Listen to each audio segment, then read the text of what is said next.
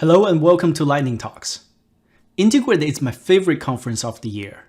I get to travel to London, there's good food, amazing people, you people of course, and we get to talk about logic apps. Now speaking about talking logic apps, if there's one thing I don't like, is that I often have to choose what content to include and what content to leave out. Because there's so much interesting stuff, we've taken all the sessions and then some if we want to cover them all.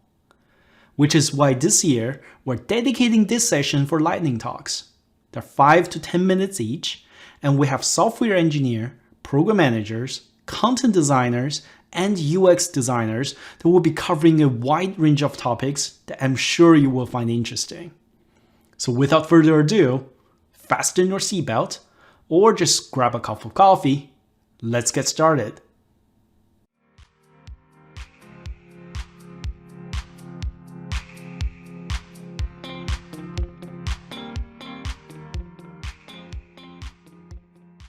Hi everyone, I'm Sonali here from the Azure Logic Apps front-end team, and I'm very excited to be here with you all today to share some of the new and exciting improvements and highlights in the Logic Apps designer world. The designer is the space where users can interact with and author their workflows, adding triggers and actions. I like to think of it as a lovely modern graphical user interface, or better yet, a canvas, where users can add actions, connecting them to different services that we make possible. They can configure these actions, drag and drop them, visualize their workflows, and so much more. So let's dive right into it. So here we have the new Logic Apps Designer. And if you're familiar with the old Logic Apps Designer, you'll immediately notice here that the new designer has a much more modern look and feel. The cards are no longer clunky and filled with information. The edges in card design are much cleaner. The graph itself is also more compact and easier to visualize overall. So let me quickly jump back in time to show you the old designer for comparison with the exact same workflow that we have rendered here. So you'll notice right off the bat here that the cards were much larger, had a lot more information, and in some cases also had a lot of white space that wasn't used. And as such, it made it very tough for users to visualize their graphs overall. All right, let's jump back to the new designer to see what some of these new improvements are and how we were able to support them. So first off, one big change that I wanted to highlight was that we have separated out graph visualization from the configuration of our cards through the utilization of a config panel, in which we handle all the card configuration so that the canvas can be used just to visualize and organize the workflow with a few config controls like deleting a card and dragging and dropping a card, which I'll be demoing shortly. The panel has the card configuration split into nice tabs that users can toggle in between as they edit their workflow. Users may also jump in between cards and between tabs here and configure their cards as necessary. This has also reduced the number of clicks significantly during the authoring process, making it much more efficient for our users. I will now show you what it's like to add an action into your workflow by clicking one of these add action buttons that you see all around. So let's click on this one and we can click on add an action here. This will pop up with 2 tabs here showing our built-in actions as well as our Azure connectors. You can toggle between these as well or search for your actions here. Let me go ahead and click on an HTTP card for now and get that added in. And once that's added here, we can see certain information about the card in the panel. First and foremost, we have the title here, which we can actually go ahead and edit at this point. So let me backspace here to add a new title. Let's call it new HTTP title. All right, and when I click away from that, you'll see that that gets updated here in the card. We can also add a comment for the card by clicking on this menu here and clicking on add a comment. Here we can type in any comment we'd like. So let's call this is a comment. All right. And you'll see that when I clicked away, it updated the comment within the card, and this is the design for that. So let me now give you a quick look into what the new drag and drop design looks like. So first and foremost, you'll see that the cards now have a gripper icon indicating to our users that our cards are indeed draggable. You'll see that for all the cards besides the trigger, as the trigger is not draggable. So here, let's go ahead and drag this card over to the true block. And you'll see that when a card can be dropped in a specific location, it will have this design here showing that you are allowed to drop the card. So let's do that. Cool. So one card that cannot be dragged into a specific location is this one. And let's drag that over into the true block down here. And you'll see that it has the blocked icon showing it cannot be dropped.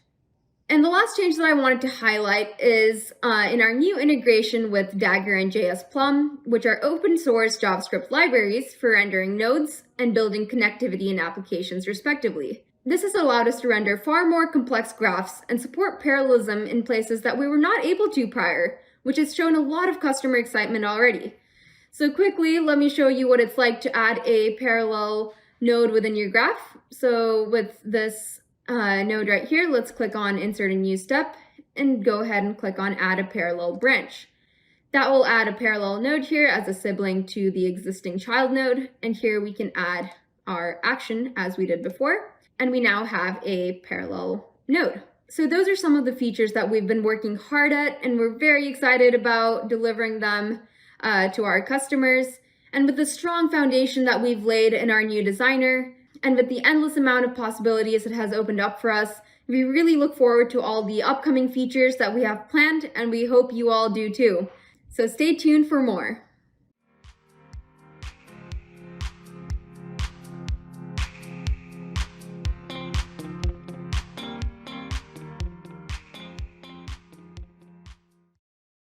Hi everyone, I'm Xiaowei Jiang from Logic Apps Design and Research Team. Today, I'm going to briefly introduce our team, share our journey with the new designer, and in the end, show some designs coming up soon. So first, what is design and research behind Logic Apps? Here, we are a team consist of UX designers like me, researchers, and content designers. Our goal is to understand the need of you, our customers, so we can improve Logic Apps to empower you to achieve your goals. To show more behind-the-scenes stories, I will go through our journey with the new designer. With the new standard Logic Apps, we did a refresh on Designer. The biggest difference between this new designer and what you might be familiar with in the past is how actions are configured. Previously, you would configure actions in the workflow itself with expanded cards. Now, actions are configured in the right panel, and your workflow stays intact. Why did we make this change? Because we heard you.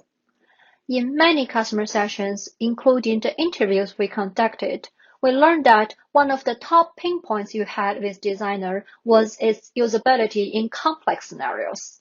We wanted to change that for you.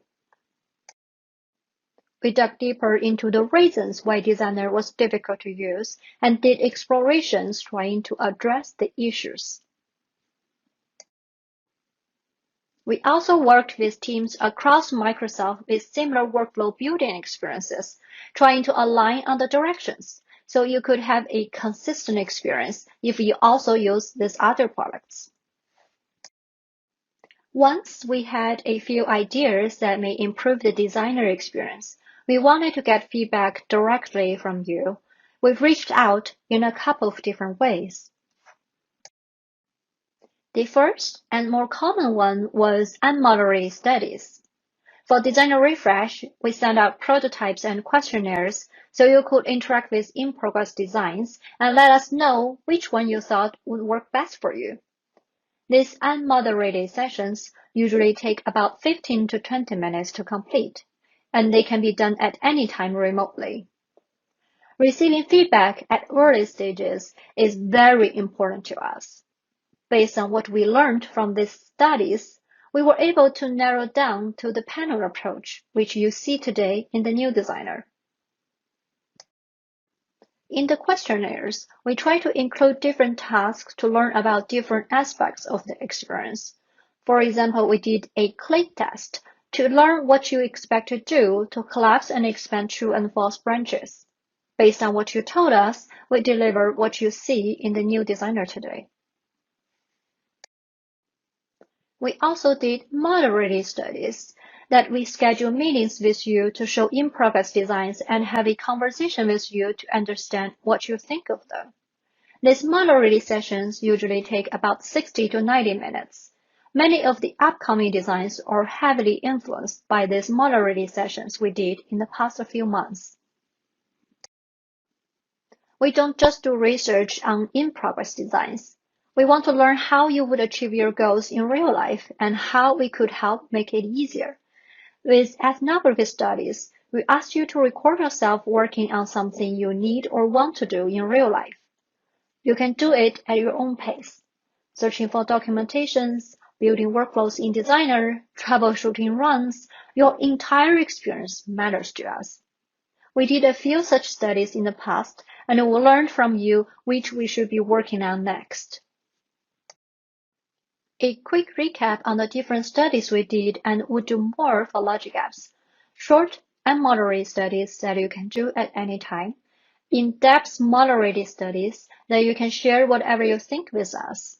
And real-life ethnography study that you can do at your own pace.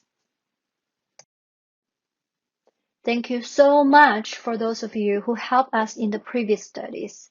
For all of you, if you are interested to participate in upcoming studies, please watch for study announcements in Yammer if your company is in the Azure Connection programs, or join the Cloud Design Insiders community using the QR code on the right. We'll send recruitment emails when studies came up. Of course, you can always let us know what you think by providing feedback in Azure Portal, social media, or any other platforms you prefer. Now, I would like to share 2 designs you can expect to see soon. First, there will be a new dark theme. We hope to improve usability and accessibility with this new color system. Please let us know what you think when you see it in the portal. Then, we want to improve your interactions with run-after configurations. You will have a lot more flexibility configuring which previous actions an action runs after and see indications accordingly in the workflow. With this update, you can also create workflows with more complex shapes. Again, please don't hesitate to let us know what you think. That's all from me today. Thank you for watching.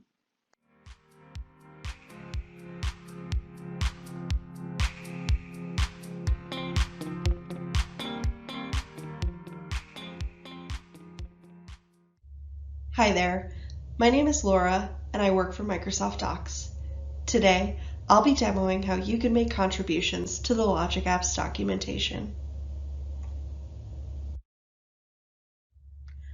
Our documentation is open source and it's available in the Azure Docs repo on GitHub.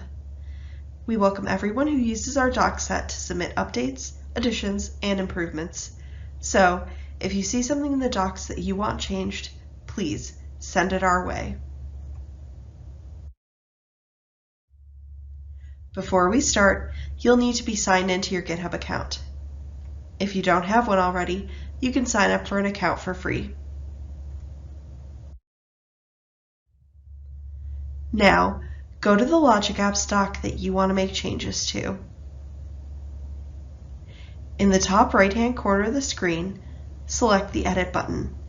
This will take you to the source of that doc on GitHub. Now you're in the version of that file in the GitHub repo. Select the pencil icon in the content header. This will open the doc file for editing.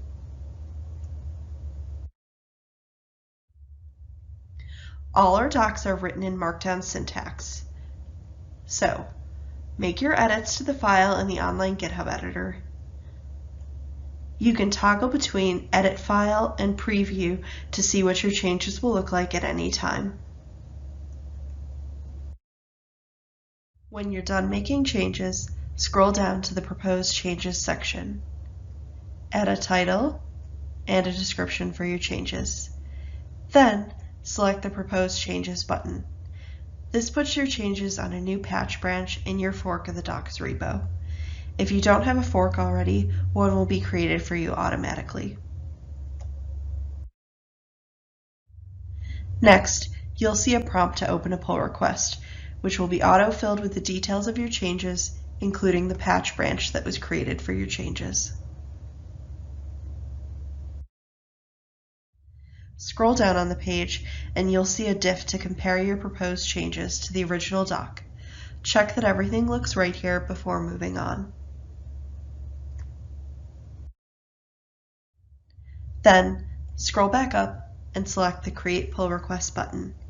This officially submits your proposed changes to us. Your pull request automatically goes into our queue for review. Someone from Docs will look at your proposed changes and may reach out with questions or comments. If your changes are accepted, we will merge them into the Docs set. After your changes are published, you'll be listed publicly as a contributor in that doc. Your contribution activity will also be shown on your GitHub profile if you have that setting enabled. For more information, please check out the Docs Contributor Guide at the following link. Thanks for listening, and we look forward to your continued contributions.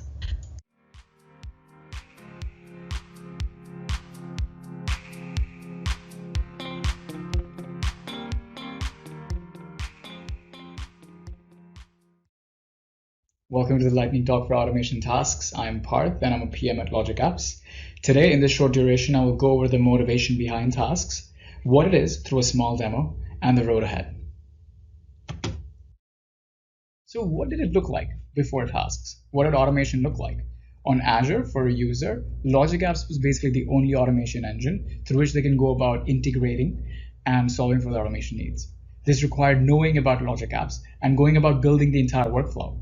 Not only that, but you would also have to be on top of your connectors and the configurations. It could get really messy really quick, and tasks was meant to streamline this process to make it easier and faster for the Azure user to add automation. So the problem was that there was a missing link between Azure resource users and Logic Apps on two main ends. The first was definitely to have the education to be able to use Logic Apps, and the second was to have in-resource automation tooling and not to actually go about creating a resource for Logic App. Task solves that. It abstracts away the complexity of Logic Apps and is on the resource itself. Let's see how it looks like.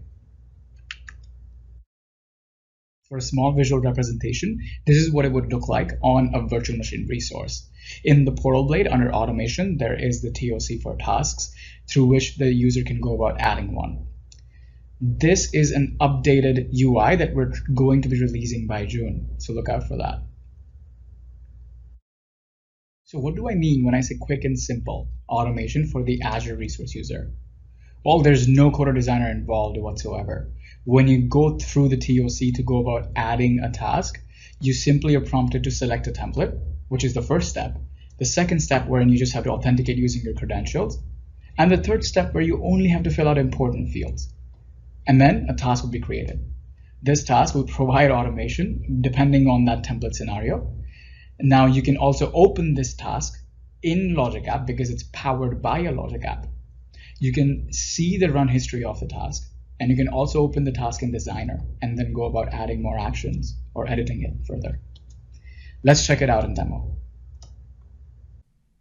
All right, so in this video, I will give you a walkthrough of automation tasks and also introduce you to what it is. So automation tasks is basically a blade feature, a portal blade feature which helps you automate for your resources. So let's pick an example and see it in the works. So let's pick a storage account resource here. As a user, I want to be able to maintain my containers and delete blobs older than a particular age to keep my storage account up to date. So I may simply go onto the portal blade and tasks, which is under automation here. You'll be encountered with something like this. I may click on add and be presented with a couple of cases, scenarios for automation. So in this particular case, for my storage account, I just want to be able to delete blobs of a certain age so I can keep my container up to date. Now I've already created a connection to the storage account that I'm in. Storage account is one of the resources that we offer dynamic connection creation experiences on. And simply you may then enter the task name. So let's say delete old. The container name, in my case, it is called container. And the expiration age, let's say 30 days. And yep, so as you can see, I just had to enter some simple fields and click on create.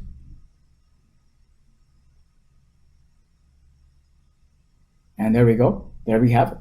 This is your automation task. You can also edit this automation task. You can edit the connections from here. And you can also the configuration of this particular task. So you can change, the fields and update it accordingly. Now let me tell you a secret. This task is actually a logic app. So when you do open this particular task in logic app view, you will see the logic app view of it, and you already see this. There has already been a run that has succeeded. But the idea here is that the user can simply edit the logic app that is running behind here and also explore the automation capabilities of logic apps from here. So let's go back to our tasks for storage account. A user may also be able to view their runs here. So if there's anything that goes wrong, it essentially is like a logic app run history view. And you may be able to query for the inputs and outputs. And yep, that's pretty much it. That's tasks. So what's next for tasks? Well, first, we want to be able to support tasks on all Azure artifacts. Today, we only support it on first-class Azure resources. We want to be able to have it on resource groups, subscriptions, sub-resources, security center, and backup center. We also want additional templates, so more scenarios and more automation task templates to be able to cater to more needs for Azure resource users. Here, this is a place where you can particularly help as well. So please let us know if there are any scenarios that you would like to see. I will also leave a link down below to the current repository of templates where you can also contribute to. We're also planning to have a UI to be able to export any logic app to an automation task template. This is also something that we're planning to achieve at the end of this year. And this is the last one is kind of a longer ask. We're trying to run tasks on standard runtime as well. Currently, it's only supported in consumption. So if there are any particular template ideas you would like to see for standard for tasks, please let us know in the forum below as well. Thank you for tuning into the lightning talk. Here's the link for the GitHub repo for all the templates that are currently present. Feel free to fork it and have a parameterized logic app be a PR on that one. You can also see what an automation task is through that link and also give us any general feedback you have and some template scenarios. So please let us know that and be able to contribute to this current repository of templates that we have today. Thank you.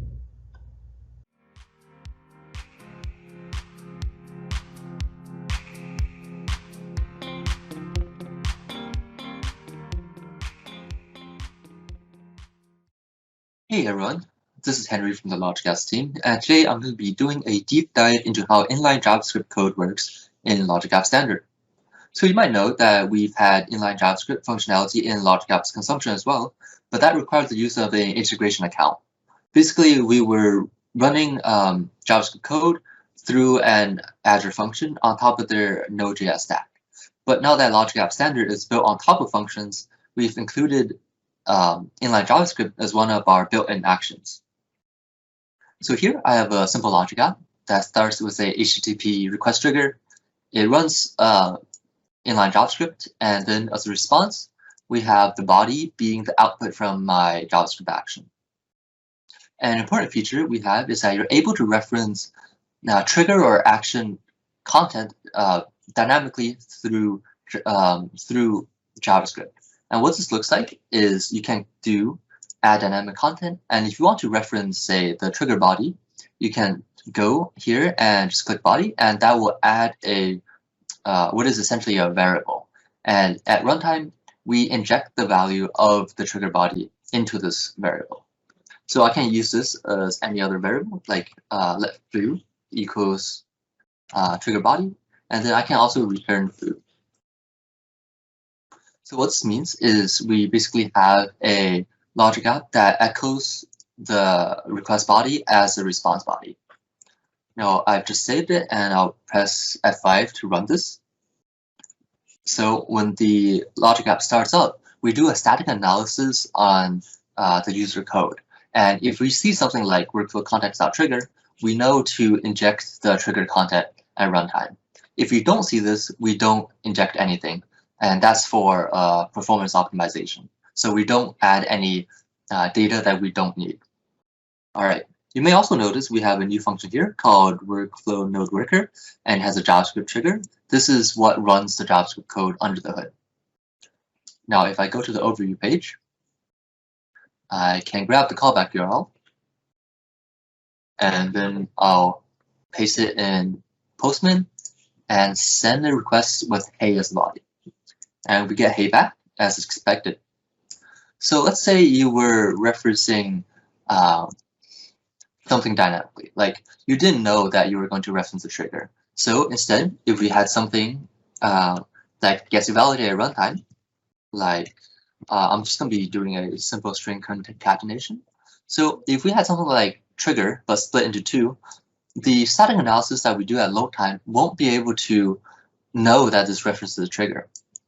So what happens is that if I save the logic app and run it, we should get an error.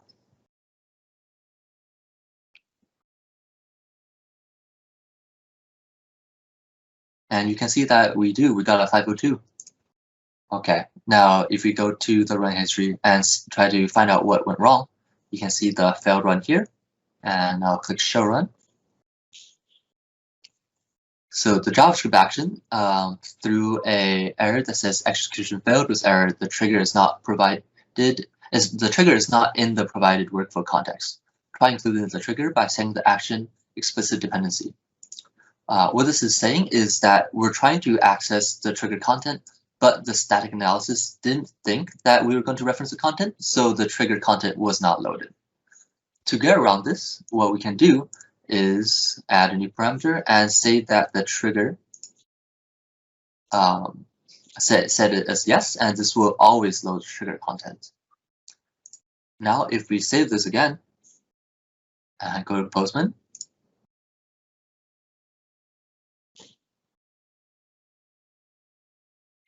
you can see that the logic app is back to working condition. So this kind of workaround, if you're, say, referencing something dynamically like this, that's only evaluated at runtime, what you want to do is go here and add explicit references to actions or triggers. And if I had some action that I want to reference, I would just put the action name here. Now that inline JavaScript is built into the function's runtime, the logic app's runtime, we have much higher limits. For example, the code characters you can write in the code field has been increased from 1024 characters to 100,000 characters. And we've also increased the run duration for this action to 15 seconds. This is because since we're not making any outbound calls to a different integration account, we can support much more complex JavaScript actions. We hope you enjoy this feature, and we would love to hear any feedback that you may have. So this concludes the lightning talk. I hope you liked the content, and please do let us know your feedback on the format of this session. Enjoy the rest of your conference, and have a nice day.